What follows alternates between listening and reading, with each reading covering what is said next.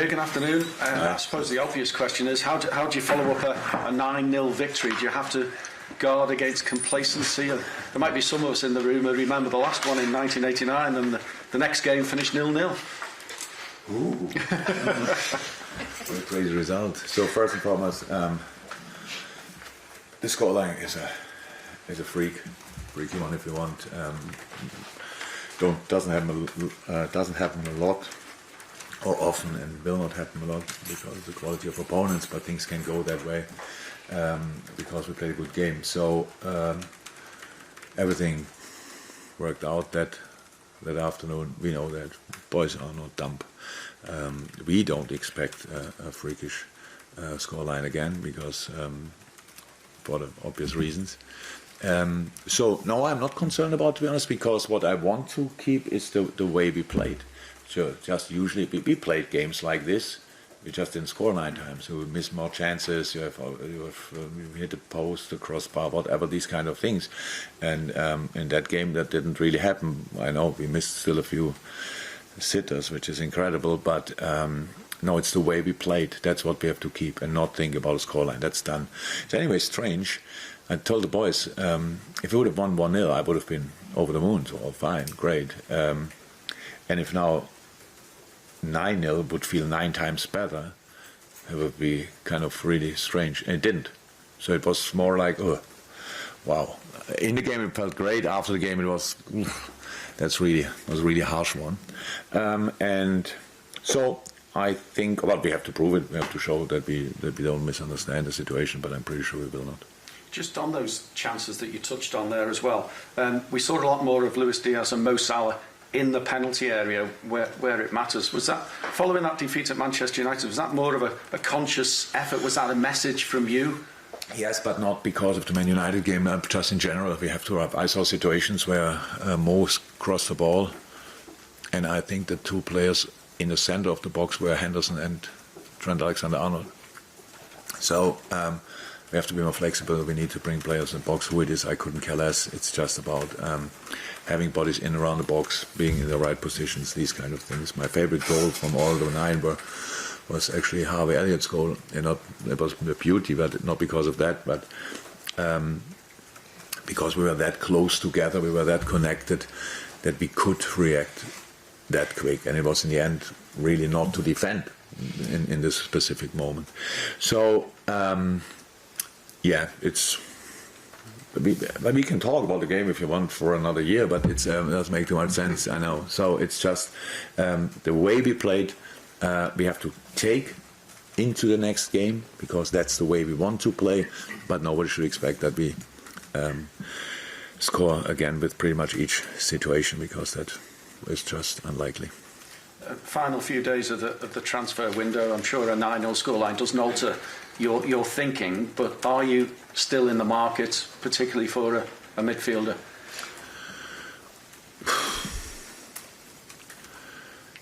Ish. Somehow, yeah. But the closer we get to the last minute, the more unlikely it gets. That's how it is. Yeah. Well, what can I say? Nothing. Yeah, we are not out. You're not going to tell me names, but I cannot. I couldn't if I wanted. So, and I don't want. But it's just it's difficult. It's really difficult because for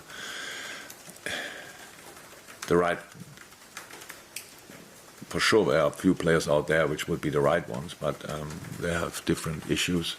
Some of them are contracts, clubs they don't want to sell, all these kind of things. So that's how it is, and we cannot force it. And I can't wait until. We'll see. When is it over exactly? The clock is ticking. Yeah, it's Thursday at 11 o'clock. That's the end of it. Thursday 11 o'clock. So there's still time. So, but when it's then over, and we signed or not signed, then I'm really happy about that, because then we can stop thinking about it in that moment, because it's just in that moment then we can just focus on the squad we have, on the team we have, be ready to face all the problems we'll have in that season, be ready to face them and sort them and go there through together. And with together I really mean our even the our supporters who are pretty active on social media and stuff like this, that we then just can stop doing that, because it's we have a good football team and we have injuries, they come back and all these kind of things. If somebody expects us just to do always what others are doing or what some people wish to do, it's not possible. Never happened before, will not happen in the future. This club arrived here in this situation with the way we deal with situations. So, and that's when I say don't make the decisions about how much we spend. It's the truth, but I never did, and we're still here. So and won a couple of things, and now we have just from a specific moment on, we can then finally focus on the really important stuff. Yes, and bringing in the right players is important, but if we can't do that now, then we can't do it. Thank you. Welcome. And just as in terms of that bigger squad, then we saw some young faces, some new young faces coming on the pitch at Bournemouth as well. Stefan, Fabio, and young Bobby Clark, whose dad used to play for Newcastle, which is unbelievable. Sorry, I didn't know it, so nobody told me, and I saw it now. That, but he's older than Millie, is he? His dad, Lee Clark. Well, there's a moment in 2005 when Bolton played Newcastle, both together, and his dad came on with. But is Lee Clark older than Millie, or is yes. It's the same? Yeah, slightly. He just looks younger than him. Anyway, the point was. Yeah, what was the point? Given the fact that there's loads of games, isn't there? There's every half an hour for the next 3 months, I think, or whatever it might be. Are we going to see more of faces like that, and how ready are they for us to see them? Or for you? We have a lot of wonderful talents. I'm not sure you probably didn't watch it, but when you saw our U23 game against Tottenham, for example, we could watch it in the hotel the night before the game. We have a lot of real talent. Barry is doing an incredible job there, and but in an idle world, you don't play with 3, 4, 17-year-old, to be honest, in the same game. But it's like they are ready and they will be ready. That's more the case. They will be ready for sure. But whenever that will be, and it was a wonderful thing to do, to be honest, on Saturday to bring them on, and they were smart enough to realize when the scoreline got higher and higher that it's more likely that they will get that, and they deserve it, and it's really nice. And I felt for both in that moment. So Fabio, I don't count in that department, to be honest, but for Bobby and Stefan, I was really happy that I could be the one who give them the opportunity. So I hope all the others come back pretty quickly, and then if then maybe not, but then in the future for sure. That's how it is. And we spoke to Alison yesterday, who was grateful for the first Premier League clean sheet. Ironically, since Newcastle United, that was in first Premier League clean sheet in 8 matches for him. So, did he need that? Do you think? I appreciate that winning is more important. Oh, we needed it. Yeah. Ali, I don't think that Ali's now. Yes, he wants to have a clean sheet because it makes massively sense. But he was not like desperate or something like that he thought if we don't get it. That's why I was really happy about it, to be honest, because how I said, when you're 5-0 up at half time, it's not unlikely that the opponent gets out and sneak one in, and then it's maybe score a second one or whatever, and then it's like it's a bitter taste. You don't want to have that. It was not necessary, and the boys didn't let that happen. But clean sheets are for all of us very important. So, and of course, how can you start a series with clean sheets only with a clean sheet? So now we had it, and let's hopefully carry on this path. Okay. Jürgen, just one of the things you were talking about being the right player if you were to bring a player in this transfer window, and it has to be right for Liverpool and the club. Scott Parker obviously is no longer in charge of Bournemouth, and we don't know the reasons why, but it's been suggested that, apart from what happened at the weekend, but it's been suggested that he wanted to strengthen his squad further. He didn't have that money. How important is it, even for a club like Liverpool, to be sustainable in this world that we live in, and not just throw money at players if they're not going to be the right ones? I don't know what I understood now right. Would that mean that if Bournemouth would have spent money for the wrong players, then that would have been worse than spending no money? I don't know the reasons why, but it's been suggested that he was becoming frustrated. Let me say like this: when I heard it today, then I felt really, and I think that's the moment when you realize how important the right owners are. That's how it is, and it's not about spending, because we all know the thing. They're a bit different systems in the Premier League, how clubs are led. We spoke about it. Countries own clubs, so and some rules don't let them do exactly what they want. If they could stretch their resources, that would be really strange. That they could do absolutely everything because they are owned by countries. So and they have other clubs with other structures, and that's like us and maybe I'm not sure Arsenal or whoever.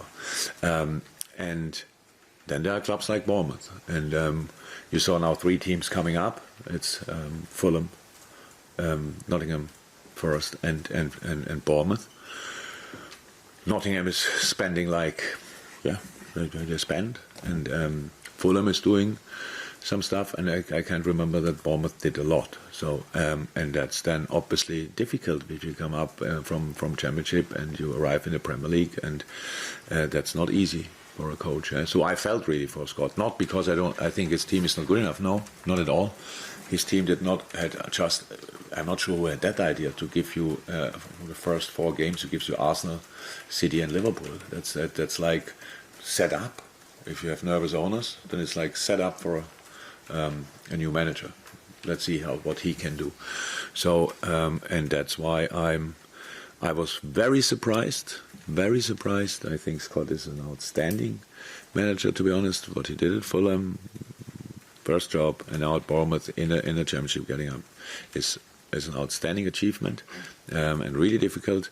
And then you get 4 games, and 3 of them are against Arsenal, City, and Liverpool, and your owner tells you, "See you later." That's really harsh. Did I answer your question? No, probably not. Well, you kind of, you It's answered always, that question, but signing players never make sense if they are not the right ones. Never. I think that's what I was Yeah, trying okay, to make, never, the and it makes never sustainability sense. of it all. But why would you do that? There are the right players out there for Bournemouth. Whenever you start with doing the business, there are the right players, of course, out there. So, but if you can't do it, or you are not allowed to do it, then there might come some up which are not the right players. But I'm 100% sure Scott Parker would have had an idea who would have been the right players. He's not crazy. He wouldn't have asked for players who cost 60, 70 million or whatever. He would have asked for the right players. But I cannot say if they need strengthening or not. It's just it looked like they didn't do a lot of business. And that's when you come from a Championship, is tricky. And then you lose against these 3 teams in the beginning of the season, and then your owner tells you that's not good enough, and that makes no sense. So you do no business together, then go through it. So, but you do no business together, and only one is responsible. That makes no sense.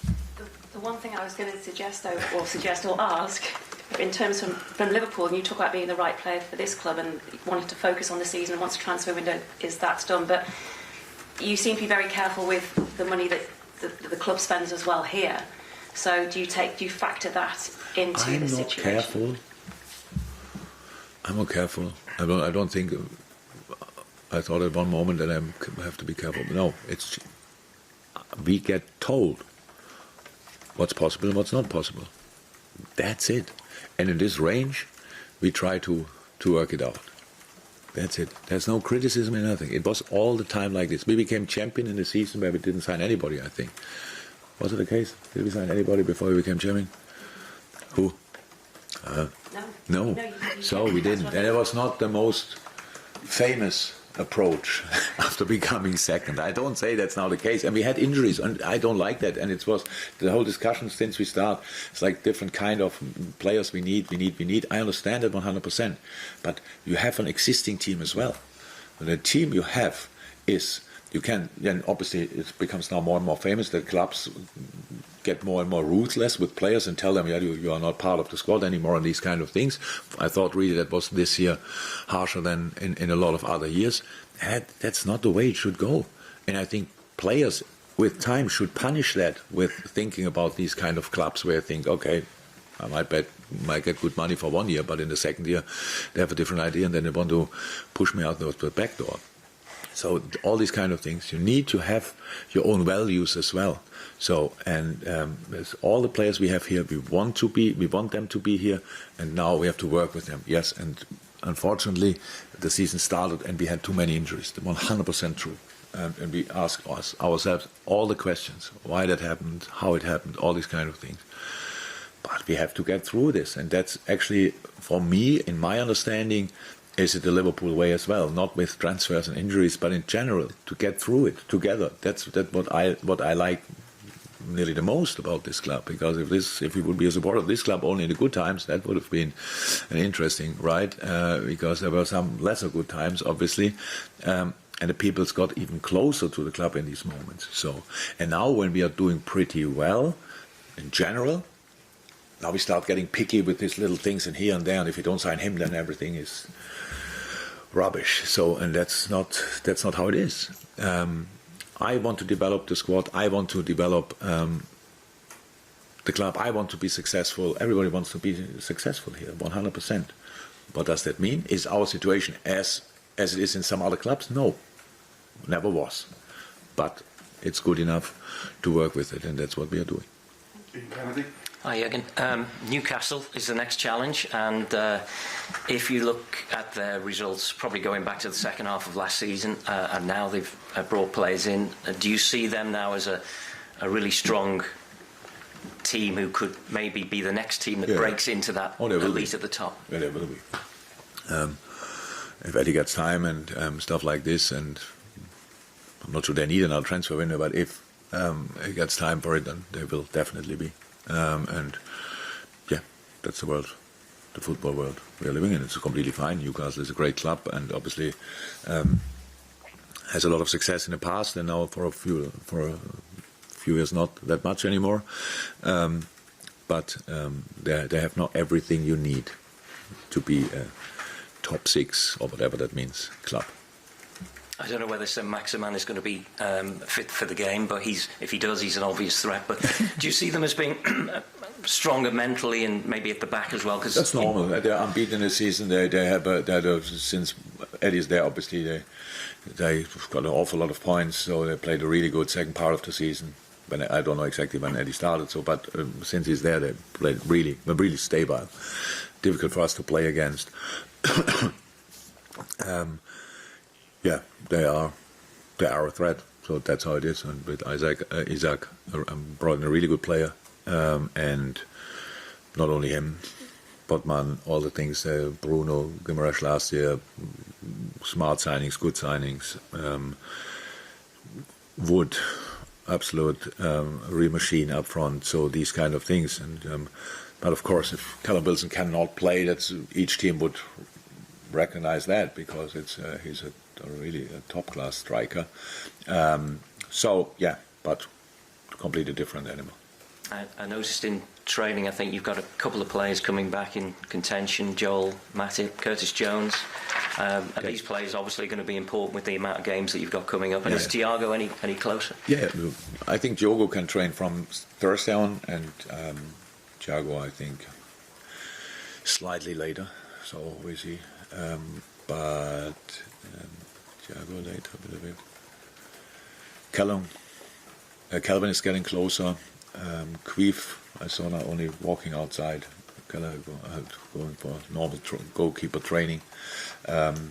So yeah, there's light at the end of the tunnel, definitely. Thank you. Any more from Embargo? James? Yeah, when you mention there about you get told what is possible and what isn't possible in the market. That's interesting, eh? That I don't decide that. But do you feel like you have been backed sufficiently by Yeah. owners this summer? Yeah. What this summer? This summer, yeah. In this. What does it mean backed? Look, what I don't like about it, if I say now I'm not sure, and then we make a massive thing of it, but it's not. It was. I realize as well. It was always like this. Is it always easy? No. Do we discuss this